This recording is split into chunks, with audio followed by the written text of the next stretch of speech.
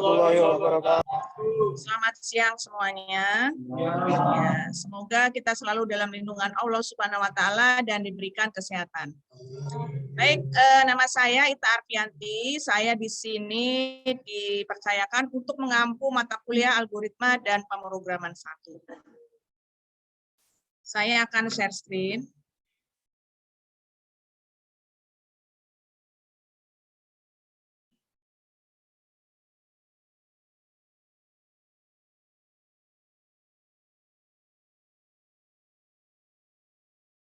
Nama mata kuliahnya adalah algoritma dan pemrograman 1. Untuk deskripsi mata kuliah, ada elemen program, algoritma, struktur urut, struktur percabangan, struktur perulangan, teknik counter dan akumulator, array, subrutin, pengurutan data, dan pencarian data.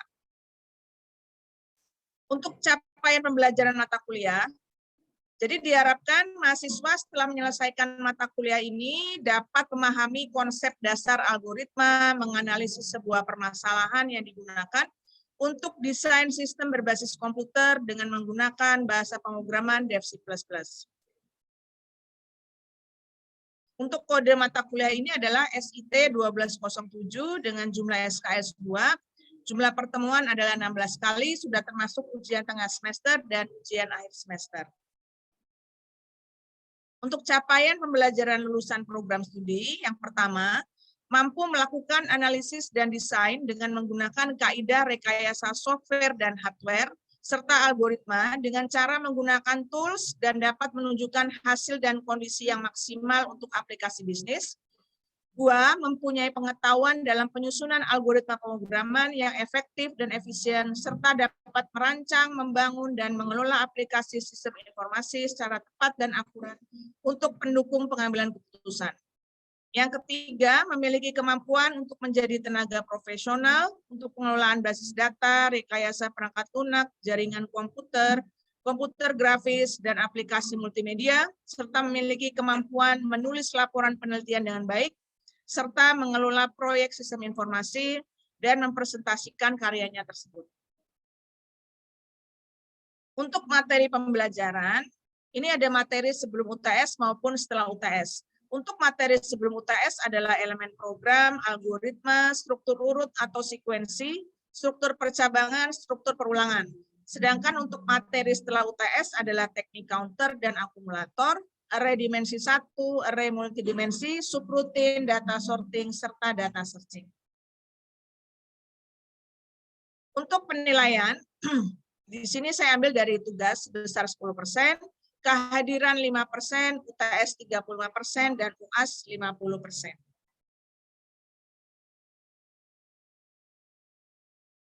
Untuk capaian pembelajaran mata kuliah, jadi untuk materi kita yang pertama nanti, yang berjudul elemen-elemen program, di sini saya akan menjelaskan atau mahasiswa diharapkan nanti mampu menjelaskan konsep elemen-elemen program. Materi pembelajaran di sini adalah data, konstanta, variabel, dan operator. Untuk pendekatan pembelajaran, di sini saya berikan atau saya menggunakan metodenya dengan ceramah, kemudian nanti ada sesi tanya-jawab, serta saya memberikan tugas. Ya, kita mulai materi kita yang pertama, yaitu tentang elemen-elemen program. Jadi elemen program ini ada 4 ya, data, konstanta, variabel, dan operator. Jadi suatu program itu bisa terbentuk dari kesemua elemen ini ya, ada data, konstanta, variabel, dan operator. Kita akan bahas satu persatu.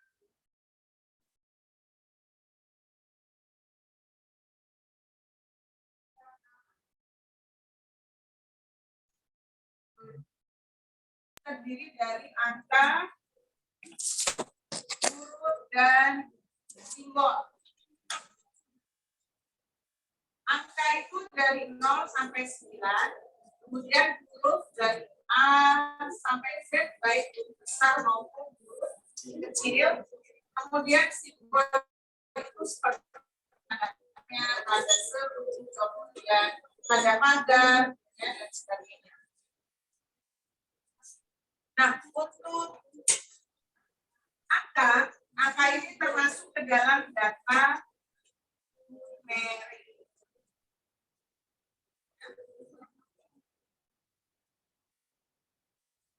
Nah, data sendiri itu terbagi 3 ya. Ada data numerik, data string, dan data logika. Data numerik itu pasti berupa angka ya. Data numerik itu bisa dalam bentuk bilangan bulat atau dalam bentuk bilangan real. Kalau bilangan real ini bagi 3 ya. Bisa dalam bentuk desimal, pecahan, maupun bilangan eksponensial.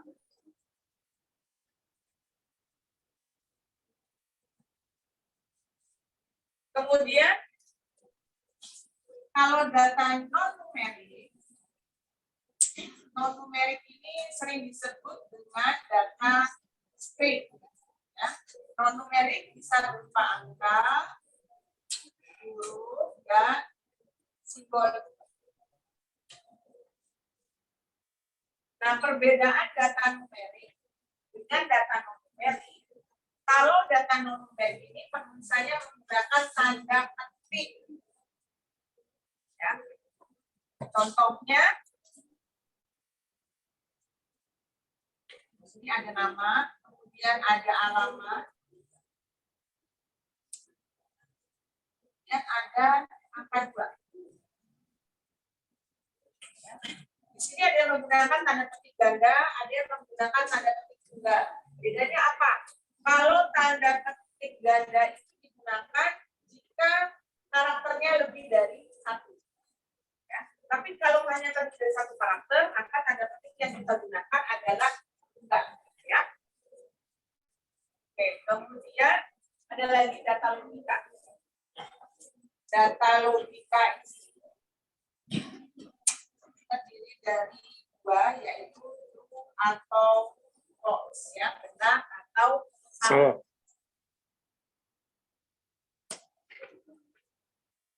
Selanjutnya kita ke elemen berikutnya, yaitu konstanta. Konstanta ini nilai yang sudah pasti atau jarang berubah dan digunakan untuk menyimpan suatu nilai yang sering digunakan. Jadi biasanya kalau di program konstanta ini nilainya sudah tersedia, ya, kita tidak perlu input. Saya akan berikan contohnya di program. Ya, ini adalah program Dev C++ ya. Untuk memulai suatu program, kita klik File, kemudian klik New, dan klik Source File. Ini adalah jendela editorial Dev C++, di mana kita bisa menuliskan instruksi-instruksinya. Ya.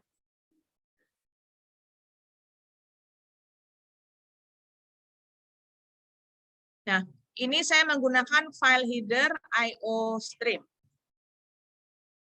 Kalau kita menggunakan file header IOStream, maka kita harus menggunakan instruksi yang ada di library IOStream.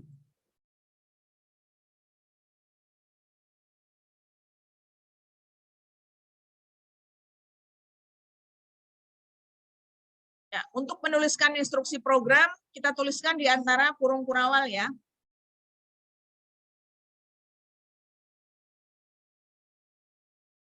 Kemudian kita definisikan terlebih dahulu tipe data apa yang mau kita gunakan. Di sini kita menggunakan tipe data INT. INT ini artinya untuk bilangan bulat, ya. Kemudian di sini saya masukkan nilai A, kemudian nilai B, ya. Kemudian ada proses penjumlahan. Kemudian kita tampilkan.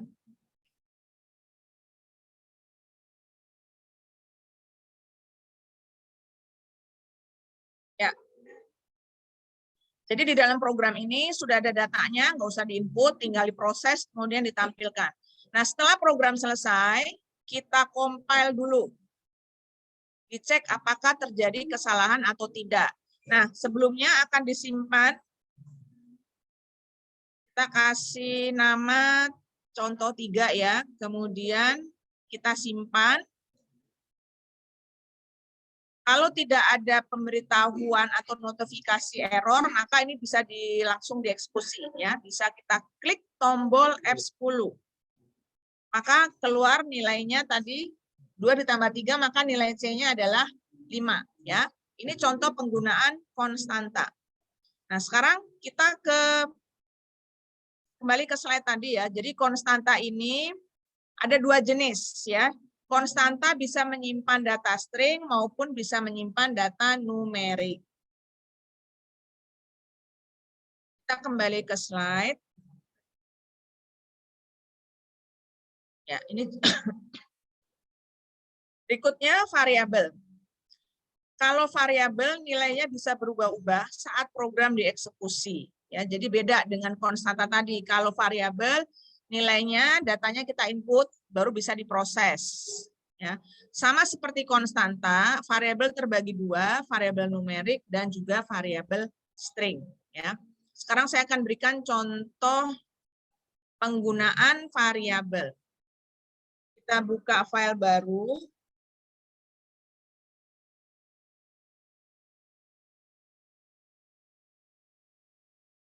Sama, saya menggunakan IOStream.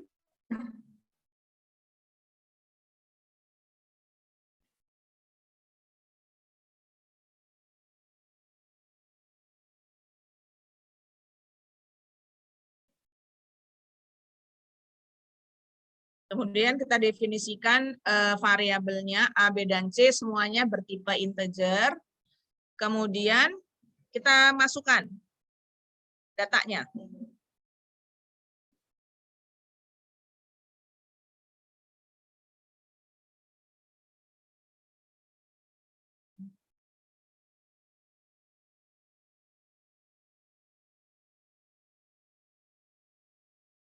Kita bisa langsung copy ya. Kita kopikan, tulis di bawahnya. Kita ganti, masukkan bilangan kedua, kita masukkan di variabel B, kemudian prosesnya menjumlahkan, kemudian ditampilkan.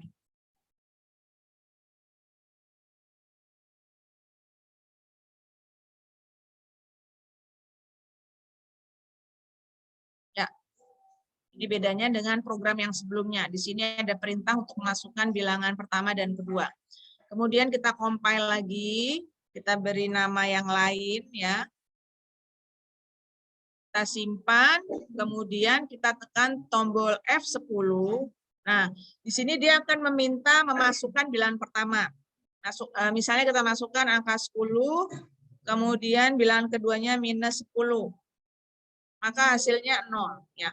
Kalau kita jalankan lagi, maka kita bisa menginputkan data yang berbeda. Ya, misalkan kita masukkan 0, bilangan kedua juga 0. Ya, hasilnya berubah. Ya, beda seperti yang sebelumnya. Jadi kalau inputannya berubah, maka bisa jadi hasilnya bisa berubah. Ya, itu bedanya. Tapi kalau program pertama, kalau kita jalankan berulang-ulang, maka hasilnya tetap 5 karena datanya sudah tersedia. Ya, itu bedanya antara konstanta dengan variabel. Baik, kita kembali ke slide. Selanjutnya elemen yang terakhir adalah operator. Operator di sini ada 4 ya. Operator aritmetika, relasi, logika, dan string. Kita akan bahas satu persatu. Nah, untuk operator aritmetika ini biasanya digunakan untuk proses matematis ya, untuk penjumlahan, perkalian, dan sebagainya. Kemudian kalau operator relasi di sini berfungsi untuk membandingkan data satu dengan data yang lain. Operator relasi di sini adalah lebih kecil, lebih besar, lebih kecil atau sama dengan, lebih besar atau sama dengan, dan tidak sama dengan. Untuk simbol sama dengan di sini kita tuliskan 2 kali ya. Contoh penggunaan operator relasi.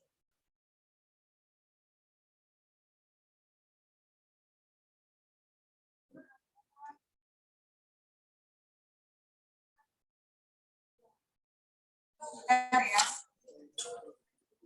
Ya, kalau kebalikannya 2 apakah lebih besar dari 5?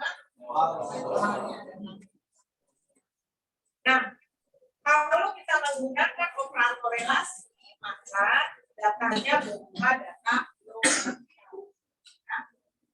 Oke, itu operator relasi. Sekarang kalau operator logika, ini saya akan menjelaskan operator N sama OR.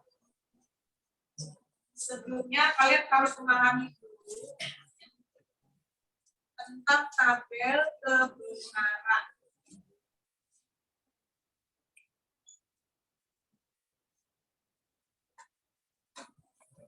Ada pernyataan A dan B, kemudian di sini ada operator M dan O.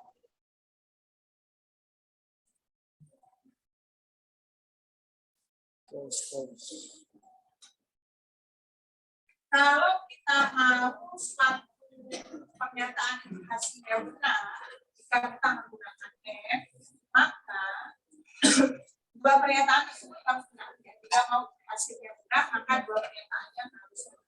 Selain itu, tapi kalau kita gunakan operator OR, salah satu ada pernyataan yang benar, maka hasilnya pasti benar. Ini adalah contoh operator logika N dan O. Kemudian yang terakhir adalah operator state. Di sini saya berikan contoh.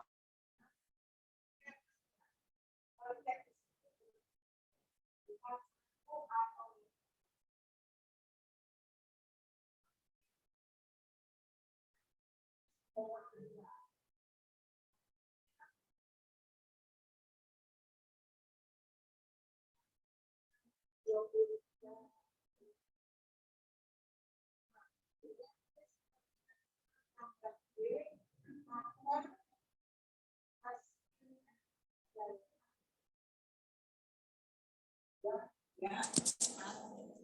Jadi menggabungkan. Jadi tanda plus di sini yang berusia pada string berfungsi menggabungkan.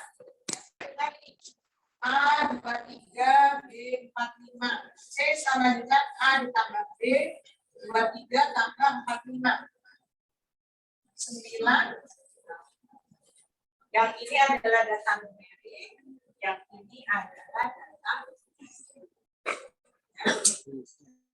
Oke, itu tadi elemen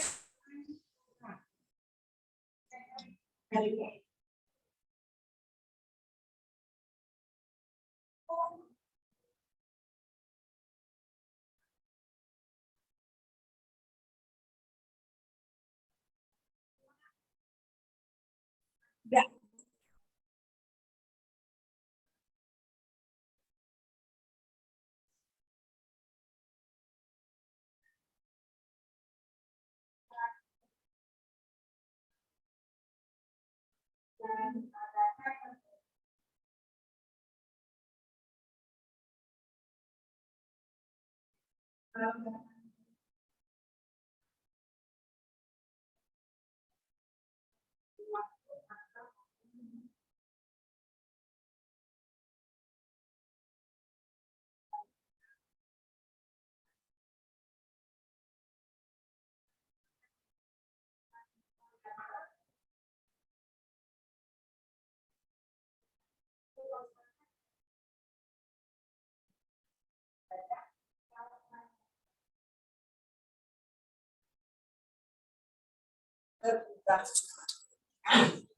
Oke, kemudian operator paling dapat ya, kita relasi logika dan string.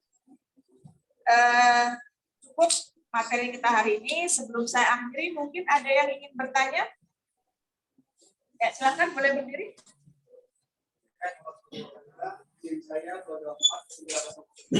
Oke. Ya. Sebenarnya perlu ya, tergantung dari kita mau buat program apa. Kalau memang program itu memerlukan menggabungkan suatu string, maka fungsi concat pasti diperlukan. Seperti itu. Ya. Terima kasih. Ya, baik. Sebelum saya akhiri, ada tugas ya. Ada part tugasnya, boleh ditulis, nanti dikumpulkan di LNS kita ya, di learn.cida.ac.id ya. Terima kasih untuk yang adik-adik yang hadir di kelas maupun online. Terima kasih atas perhatiannya. Kurang dan lebihnya mohon maaf. Saya akhiri. Assalamualaikum warahmatullahi wabarakatuh.